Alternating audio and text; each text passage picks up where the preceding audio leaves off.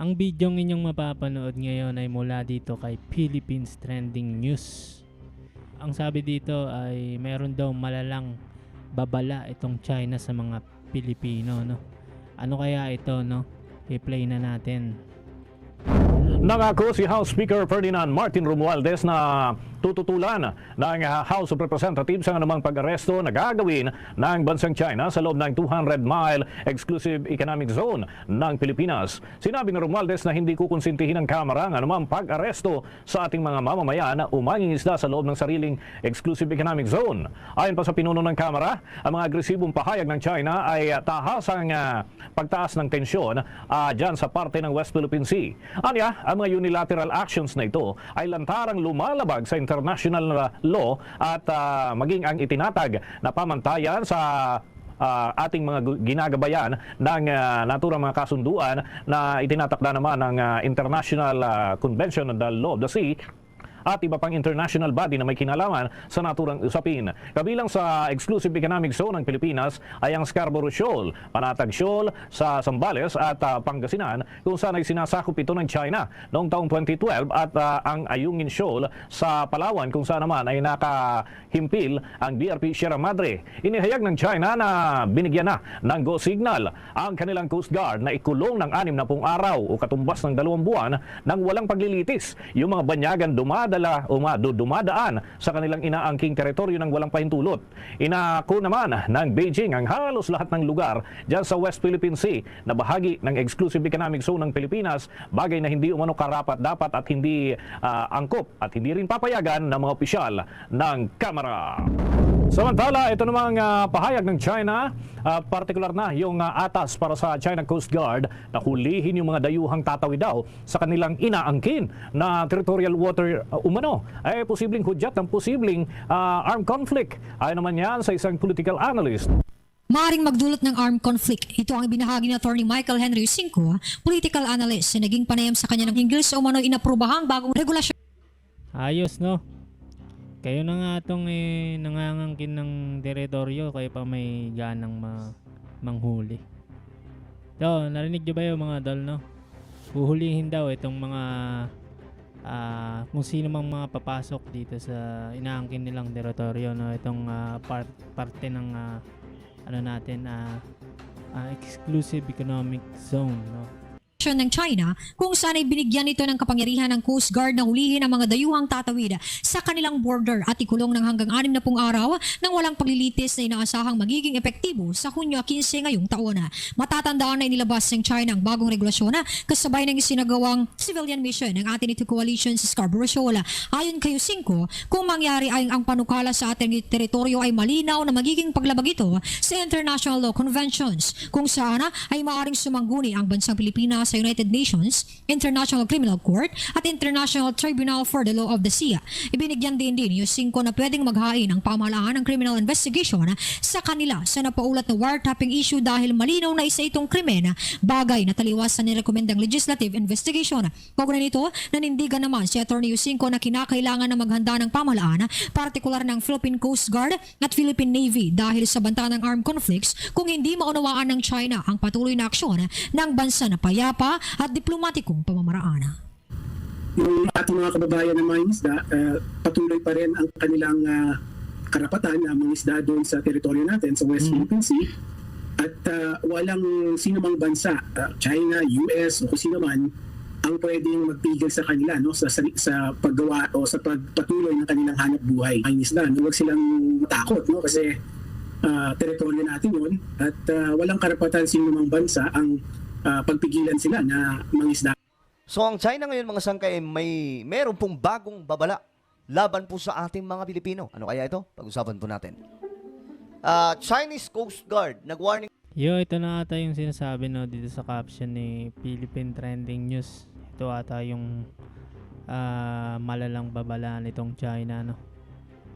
Itong paghuli kung sino mang pumasok dun sa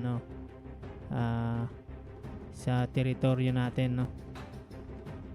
Huhulihin daw ng China.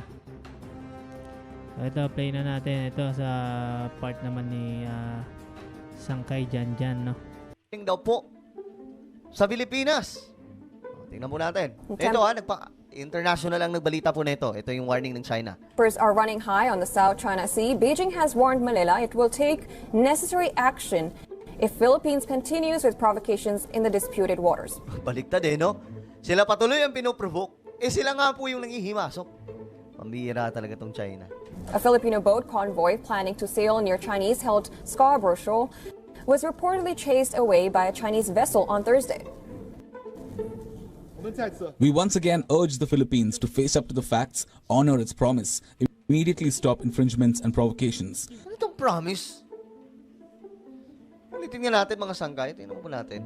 Immediately stop infringements and provocations. If the Philippines insists on going ahead with it, China will facts, honor its promise. Honor its promise. Ano bang pangako yan? May pangako ba ang Pilipinas? Immediately stop infringements and provocations. If the Philippines insists on going ahead with it, China will take necessary measures to firmly defend its legitimate rights and interests. Ayan na, nag-warning. Ilang beses na po nag-warning ang China sa Pilipinas? Maraming beses na. A Filipino boat carrying supplies of food and fuel for fishermen was headed towards the Beijing-claimed reef. The move aimed to assert the right of Philippines in the disputed South China Sea. However, the convoy returned to Subic port after one of its boats was shadowed by a Chinese vessel. The Filipino convoy says its mission has been Ang dami pala nila. Ito mga Pilipino, ito mga sanggay,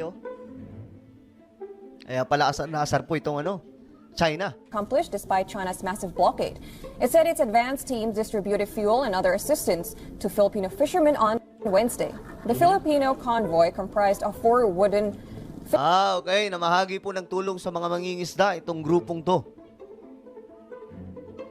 Ngayon, naasar po yung China, mga sangkay, dahil nga po, syempre, nasabi po nila, kanila yan Kanila kahit po pasok na pasok po sa bakuran ng Pilipinas. Bambira itong mga Chinese. fishing boats, while 19 Chinese vessels, including a warship and 8 Coast Guard vessels, were present around the disputed show. This comes 2 weeks after Manila claimed a China Coast Guard vessel damaged 2 Philippine government boats with high-pressure water cannon. At the center of the current and many hostile encounters in the recent week is Scarborough Shoal, located 240 kilometers west of Philippines' island of Luzon and 900 kilometers away from China's Hainan. The disputed shoal is claimed by both the Philippines and China. At large, Beijing claims almost 90% of South China Sea. Grabe, no? Beijing, kiniklaim ang almost 90% ng South China Sea dahil nga po mga sangkay sa gas and oil na gusto nilang makamkam sa lugar na yan. Yan po talagang pakay ng China dyan. Neglecting competing claims of countries like Vietnam, the Philippines, Taiwan, Malaysia, and Brunei. China does not consider the Permanent Court of Arbitration's 2016 Okay, ngayon, ito na tayo mga sangkay. Ayan po dito sa report. Utos ng China i-detain ang mga illegal umanong tatawid sa border nito sa dagat. Iniutos ng China sa Coast Guard nito ang pag-detain sa mga illegal umanong tatawid sa itinuturing nilang border sa dagat simula po sa June 15. Sa Tahan na. Dapat Pilipinas ang gagawa niyan Di ba? Itong mga titigas na mukha nyo. Grabe. Nito tiniyak ng Philippine Coast Guard na poprotektahan ang mga Pilipino lalo kasunod ng pagbanman ng China sa mga sibilyang nagpunta sa panatag show. Nako, ito na. Nakatutok si Joseph Moro. Pumasok sa 12 nautical miles sa 24 kilometers na palibot sa Bajo de Masinloc o Panatag Shoal ng grupong Atinto. Pero hindi na sila tumuloy dahil sa mga aligid ng mga barko ng China malapit sa bunganga ng shoal. 20 nautical miles na ang pinakamalapit sa panatag na narating ng ilan sa miyembro ng Atinto matapos hindi magpahalatang bahagi ng civilian mission. Pero sinundan na sila at nilapitan ng mga barko ng Chinese Navy at Coast Guard. Alam ko, nakatambay na siya doon. Maya po, nung nagbibigay na kami ng mga supply, lumapit na. O sinasyadow na kami. Inigutan pa sila ng helicopter. May rumadyo na po sa akin. Wag na. Dumating dito, 6 na Coast Guard. So hindi tayo makakatigil. Tinataboy na kami. So umatras na po kami ng 30 nautical miles. Ganun pa man, nagawa pa rin naman daw nila ang misyon ng mga pamahagi ng supply sa mga mangingisda doon. Ang main convoy naman ng Atinto hindi rin tinantanan ng China Coast Guard at kahit tapos na ang misyon, ang isang barko ng China Coast Guard nakabuntot pa rin kahit pabalik na sa Zambales ang grupo. Hapon na nang bumitiw ang barko ng China Coast Guard sa convoy ng Atinto Coalition. Ayon sa Philippine Coast Guard, na-monitor nila ang 10 barko ng China Coast Guard bukod pa sa mga Chinese Maritime Militia vessels. Pinakamarami na raw ito na idineploy nito sa Panatag Shoal. Dati-dati raw ay 4 lamang ang nandoon. They were really paranoid, no? Paranoid na daw po yung China. And convinced dun sa sarili nilang kasinungalingan na itong Filipino fishing boats na pinadala natin dito ay sanctioned ng national government. It was an overkill. Pero hindi na lamang pangaharang ang tila handang gawin ng China. Sa isang direktiba ng China sa Coast Guard nito na inilabas noong May 15 kasabay ng civilian mission, binibigyang kapangyarihan nito ang China Coast Guard na i-detain. Nako.